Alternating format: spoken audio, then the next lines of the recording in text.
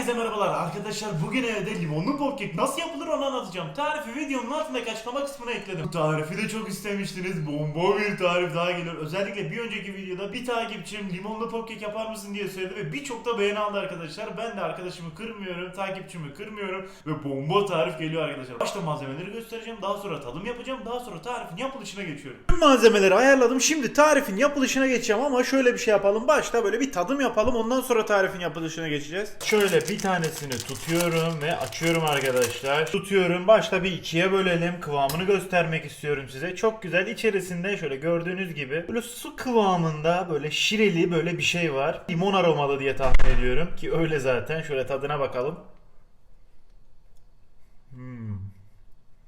Güzel. Çok iyi. Bu dışındaki de limonlu böyle beyaz çikolata ve limon aromalı. İçerisindeki böyle şireli bir limon aromalı bir krema gibi bir şey. Keki zaten yumuşacık pofuduk. Arkadaşlar umarım bu lezzeti, bu kıvamı yakalarım. Başta kekini yapmakla başlıyorum arkadaşlar. Şimdi yapılışına geçiyorum. Bir karıştırma kabının içerisine 2 adet yumurta kırıyorum. 2 dakika boyunca çırpıyoruz. Evet, bunu 2 dakika boyunca çırptım. İstediğim kıvama geldi. Şimdi bunun içerisine şeker ekleyeceğim. 1 çay bardağı şeker ekliyorum. Şeker sağa sola uçuşmasın diye bir parça şöyle karıştıralım. İyice her tarafa yayılsın. Daha rahat bir şekilde çekeriz arkadaşlar bu sayede. Şimdi 30 saniye boyunca durmadan bunu çekiyorum.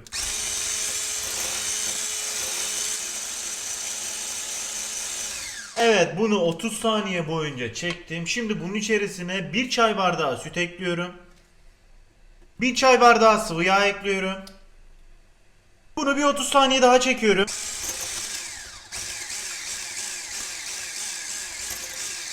Evet, 30 saniye boyunca çırptım. İçerisine 1 su bardağı un ekliyorum.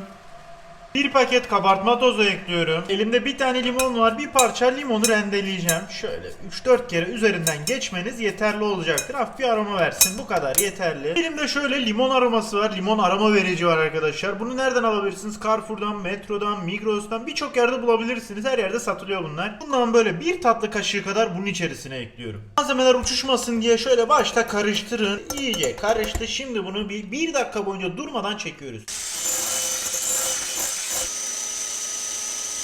Evet, bunu 1 dakika boyunca çektik. Artık karışımımız hazır. Şimdi kaplarına dolduracağız. Daha sonra pişirme işlemi. İsterseniz kendi kalıbınızı kendiniz de yapabilirsiniz. Böyle bir alüminyum folyoyun içerisine ekleyip şeklini verebilirsiniz arkadaşlar. Etrafını sararsınız ve olay işte budur. Şimdi kalıbından çıkaralım. İçinden çıkardım. Şöyle göstereyim. İstediğim gibi oldu aslında ama bilmiyorum işe yarar mı? Bunu da deneyeceğiz. Bir tanesini bu şekilde yapmayı düşünüyorum. Evinizde hangi kalıplardan varsa onu kullanabilirsiniz. Ben şeklini de bir parça benzetmeye çalışacağım. Hatta bir tanesini böyle alüminyum folyo yaptım, gördünüz. İçerisine böyle popkekimi ekledim ve şeklini vermeye çalıştım. Bilmiyorum, kenarları belki böyle çok girintili çıkıntılı olacaktır ama bir tane denemek istiyorum, içimde kalmasın arkadaşlar. Malzememden bir parça alıyorum, kalıbın içerisine aktarıyorum arkadaşlar. Çok da fazla eklemeyelim çünkü kabaracak bunlar. Böyle gerektiğinden fazla kabaracak. Bu kadar yeterli ve hepsini bu şekilde dolduracağım. Bunu da aynı şekilde göstereyim. İçerisine dikkatli bir şekilde aktarıyorum. Bu kadar yeterli. Çok fazla eklemeyelim. Bir parça daha gözüme az gözüktü. Bu kadar yeterli arkadaşlar. Bu iyice pofuduk olacak zaten. Bunu da kenara alayım ve hepsini dolduruyorum bu şekilde. Başta şöyle bir 4 tane çıkaralım. Malzemenin yarısını bile kullanmadım. Şuna bakın, bir sürü var zaten. Bundan böyle 12-13 tane çıkar diye düşünüyorum. Bunu kenara alalım. Bir 4 tanesini başta yapalım.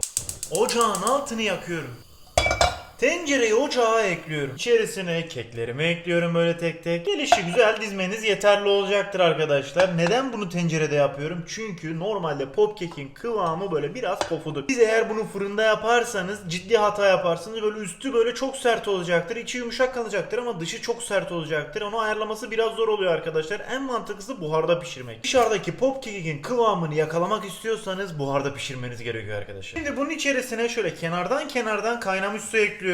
Bir parmak olacak şekilde doldurmanız yeterli olacaktır. 1-1,5 parmak, parmağınızın kalınlığına göre değişebilir gerçi ama ortalama böyle 1,5-2 parmak seviyesinde doldurdum. Bunu başta yüksek ateşte pişiriyorum arkadaşlar. Bir başta kaynamasını bekleyelim. Kaynadıktan sonra size dakika vereceğim. Suyumuz kaynamaya başladı ve dakika tutuyorum. 3,5 dakika boyunca bunu bu şekilde ağzı açık bir şekilde pişiriyorum. Bu 3,5 dakika boyunca pişti. Şimdi kapağını kapatıyorum.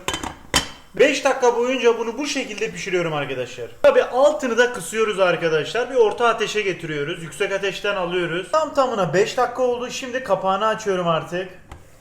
Evet, çok güzel gözüküyorlar arkadaşlar. Şimdi bunun altını kapatıyorum ve sudan çıkaracağım bunları. Evet arkadaşlar, bunları suyundan çıkardım. Şimdi bunu ne yapıyoruz? Bir 3 dakika dinlendireceğiz. Daha sonra fırına vereceğiz. İkinci pişirme aşamasına geçiyorum. Amacımız içerisindeki fazla nemi de alabilmek arkadaşlar. Alüminyum folyodaki böyle çıkardım arkadaşlar hızlı bir şekilde. Bir parça nemli. Bunu bir kenara alalım. Şu kabın içerisindeki de biraz zorlandım. Böyle kenarları böyle hafiften böyle bıçakla sıyıra sıyıra çıkardım bunu da. Onun için böyle biraz dikkat etmeye çalışıyorum. Biraz daha dikkatli, böyle temkinli gitmek lazım. Hepsini bu şekilde çıkarıyorum. 3 tanesini yaptım. Bir tanesini yaparken minik bir fire verdim arkadaşlar. Şimdi bu 3 tanesini ne yapacağız? Dip kısımları nemli olduğu için bir parça fırınlayacağız. Amacımız o nemini alabilmek. Bir 5 dakika fırına veriyorum. 150 derecede. Fırını altlı üstü fanlı olacak şekilde 150 dereceye getirdim. Bir 15 dakika önce açtım. İyice ısındılar. Şimdi açıyorum.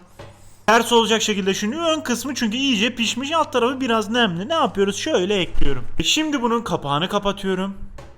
Tam tamına 5 dakika beklettim. Şimdi dışarı çıkarıyorum.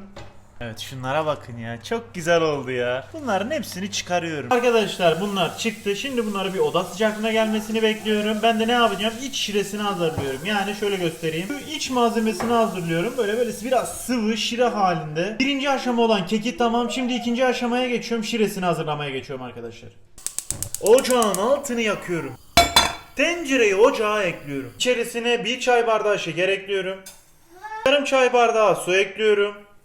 Bir tane limonun böyle tamamını neredeyse ne yapacağız? Rendeleyeceğiz içerisine. İyice aromasını alsın. Tabi o beyaz kısmına dikkat edin. Sadece sarı kısmını yapıyoruz ve iyice hep her tarafını ne yapacağız? Bunu rendeliyoruz. Bunu iyice rendeledim. Şimdi yapacağım işlemi gösteriyorum. Limonun şöyle bir yarısını keselim arkadaşlar. Limon sıkma aparatını ekliyorum ve yarım limonu bunun içerisine sıkıyorum arkadaşlar. Limon aroma verici var elimde. Dediğim gibi bunu her tarafta bulabilirsiniz. Tüm marketlerde satılıyor. Bir tatlı kaşığı kadar ekliyorum içerisine. Bu limon aromalı içecek tozu şöyle tutuyorum ve bunun içerisine aktarıyorum. Ortalama bir çay kaşığı kadar dozdan ekliyorum ve bunu iyice karıştırıyorum. Şekerimiz bir erisin, kendine gelsin. Rengini zaten görüyorsunuz. Sarıya çaldı. Bu istediğim renk zaten arkadaşlar. Karıştıra karıştıra şekerini erittim. Şimdi son bir malzeme kaldı. Son malzememi de ekleyeceğim. Artık böyle kıvama gelene kadar pişirip artık ateşten alacağım. Böyle elimde buğday nişastası var. 1,5 yemek kaşığı kadar ekleyeceğim içerisine. Bu birincisi. Bu da buçuğu.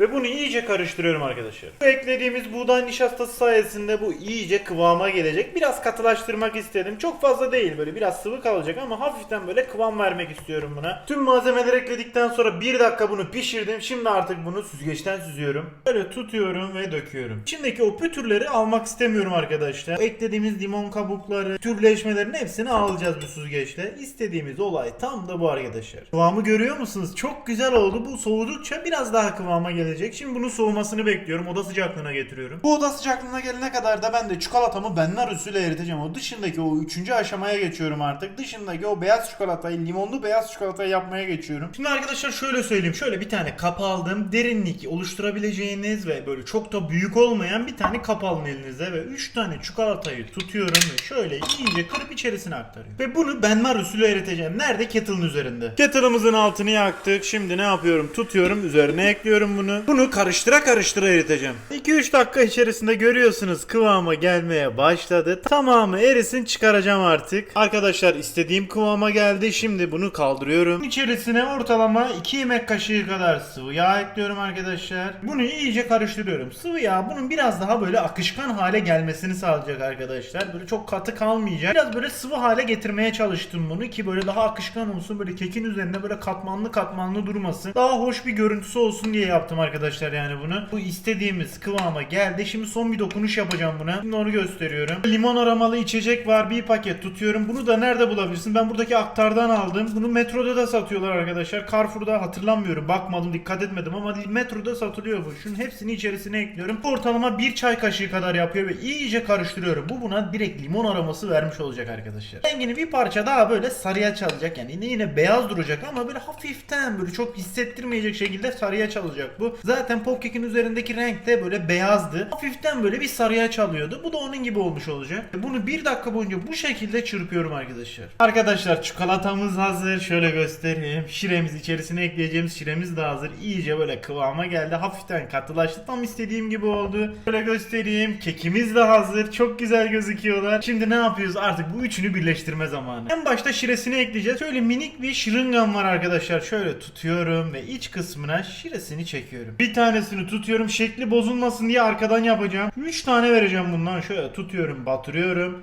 ve içerisine sıkıyorum arkadaşlar. Bir daha ne yapacağım? Çekeceğim. 3 tane bundan ekleyeceğim arkadaşlar. Bu tamamen size kalmış. Az veya çok ekleyebilirsiniz. Ne kadar böyle iç aromasını istiyorsanız, fazla olsun istiyorsanız fazla eklersiniz. Şöyle tutuyorum orta kısma. Bir de bu kısımdan batıracağım. Aynı şekilde tutuyorum, çekiyorum. Hızlıca ne yapacağız? Tutacağım. Bu sefer bu taraftan batırıyorum ve içerisine ekliyorum arkadaşlar. Ve hepsini bunun gibi yapıyorum. Bunun şekli çok benzedi. Hepsini böyle mi yapsaydım acaba diye düşündüm. Yapacak bir şey yok. Hani farklı alternatifler göstermek her zaman için iyidir. Şöyle tutuyorum ve batırıyorum. Bu sefer orta kısımdan tutuyorum, batırıyorum. Diğer tarafından batırıyorum ve içerisine sıkıyorum. Olay işte budur. Üçünü de böyle yapıyorum. Şimdi de limon aromalı beyaz çikolataya tutuyorum ve şöyle kekimi batırıyorum arkadaşlar. İyice yesin ve kaldırıyorum. Bir parça akıtın. Daha sonra şöyle bunun üzerine ekliyorum. Önce bu kısmı ekleyeceğim. Daha sonra tabanını ekleyeceğim ve hepsini bu şekilde yapıyorum. Üçünü de ekledim. Şimdi bunları hızlıca buzdolabına ekliyorum. Buzluğa da ekleyebilirsiniz. Ben buzluğa ekleyeyim. Bir 5 dakika kalsın, hızlı bir şekilde yapmış olalım hem. Çünkü arka taraflarına da çikolataya batıracağız. Şimdi bunu buzluğa veriyorum. Buzluğumu açtım. İçerisine ekliyorum bunları. Hızlıca kapatıyorum.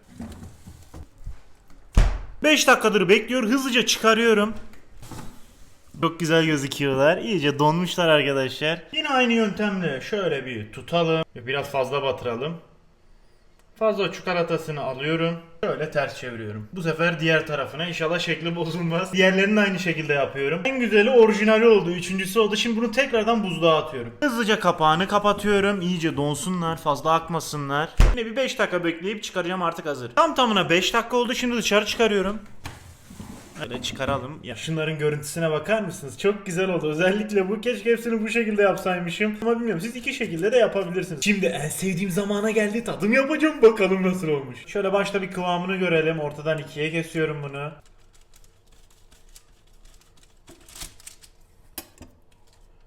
Şuna bakın. Bence benzemiş arkadaşlar ya. O şiresi de böyle, hem rengi, o dışındaki kıvam. Yani gerçekten çok güzel gözüküyor arkadaşlar. Şöyle tutuyorum, tadına bakıyorum.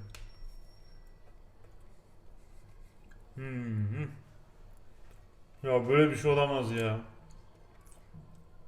O limonun aromasını yakalamışız arkadaşlar. Ya biz bu işi gerçekten ama gerçekten başarmışız. Ya biri senin önüne getirse bunu, inanmazsın böyle evde yapılmış bir lezzet diye.